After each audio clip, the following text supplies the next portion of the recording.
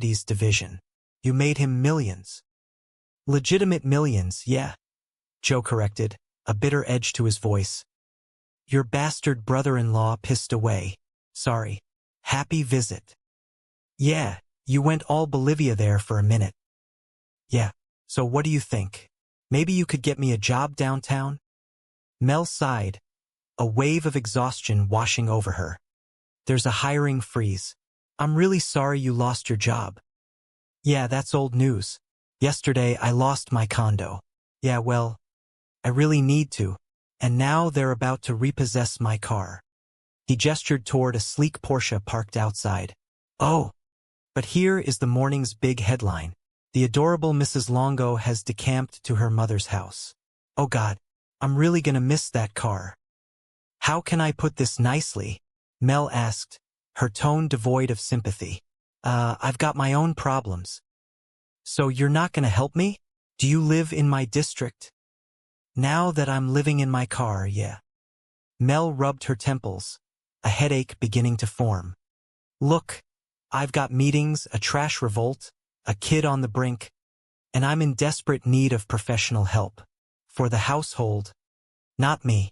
You're not gonna find anybody this way. This salary sucks. It's living.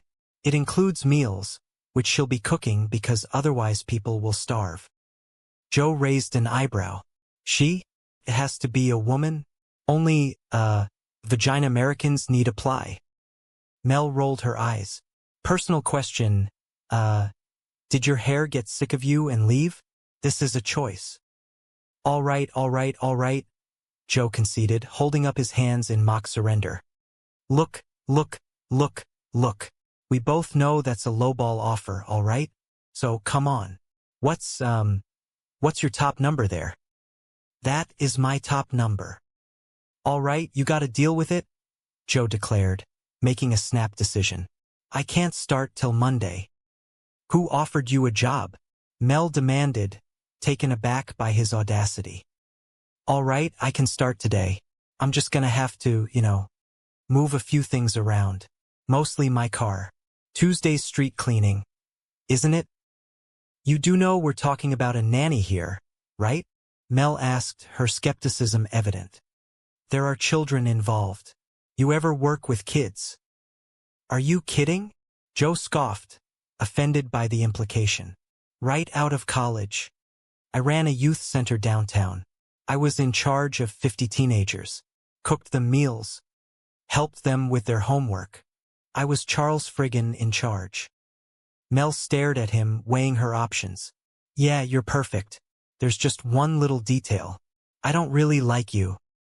The conversation was interrupted by Ryder, who burst into the room looking panicked. You know about school bus? Not running today. Jackson Street block because some kind of garbage protest. Crap, Mel muttered, her carefully planned day crumbling before her eyes. Oh, I mean golly, tough break. Okay, I'll take you. I'll just miss my meeting. I mean, it's not like we need the police department. Joe stepped in, surprisingly helpful. No. You'll make your meeting. I'll take him. He turned to Ryder. Hey. Hi. I'm Joe. See that Porsche out there? Yeah, it's mine. For 10 more days. Sweet. I don't know if that's your... Oh, screw it. Buckle up. As they drove away, Mel's colleague couldn't help but comment. Isn't that the cute yelling guy from yesterday? Yeah, Mel confirmed, a mix of amusement and despair in her voice. He's a homeless commodities trader. He's taking care of the kids. How high do I sound right now? Bottom line, she sounds great. The perfect nanny. You were right. I can't do this alone. What? Commodities trader? No, he's just temporary. And he's not cute. No, he's not.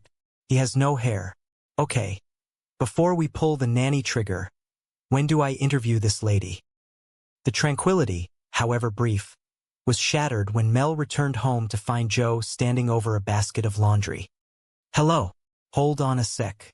Hey, let me ask you something, he demanded, holding up a delicate garment. When's the last time anybody did any laundry in this household? You people live like pigs. These are my delicates? Mel gasped, snatching the garment from his hands. How did you get my delicates? Were you in my room? Yeah. Pull the trigger. Hey Joe, you were right. I should have that sandwich now. Hey Mel. All right, get back up there, Joe ordered, pointing toward the stairs.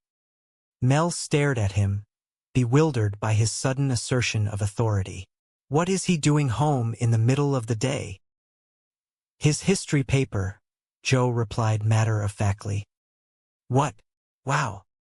All right, pack the veins back in your forehead, Joe instructed, his tone exasperated but surprisingly calm. I took the kid to school, right? And he tells me he doesn't have his history paper. So we drive back here to get it, and then he tells me he didn't exactly write it. And I said, well, you better exactly write it because it's due today. So he's up there writing it now, and he doesn't come out until it's done. Huh. Now that's nannying, Mel observed, a hint of awe in her voice. You brought him home? Lennox interjected, her tone incredulous. You don't bring a kid home who hasn't done his work. You leave him at school to get yelled at, which is what he's got coming. What kind of rules are those? Joe demanded, genuinely confused by her logic. The rules that everybody knows. I'm somebody. I never heard of them. Mel turned to her niece. Lennox, you ready? It's time to go. She's not here, Joe announced, stating the obvious. Where is she? Mel demanded, her anxiety spiking. You were supposed to watch her. You never said that. Because it's obvious. The girl got suspended. She's gone. She's ditched the meeting. Mel sighed, the fight draining out of her. You know what? You're right. I just said you were right. That was a compliment. She ran a hand through her hair, trying to think clearly. Okay, she has like 3 places she usually goes after school. I'll start there. You want me to help you? Joe offered, his tone surprisingly gentle. Yes, please do. Later, Joe found Lennox perched on the roof, gazing out over the city. Nothing. I can work with this kid. Wow. Is this where you come for your adolescent brooding? You come up here to turn me in? Lennox asked, her voice tight with suspicion. It's not really my style, Joe replied, leaning against the railing. What is your style? Outlaw, cast out by the power brokers, forced to live a life in the city. Lennox smirked. Oh, kind of like Batman if he'd been demoted to a nanny. Nice. Aren't you supposed to be at a meeting at your principal's office right now? Why should I?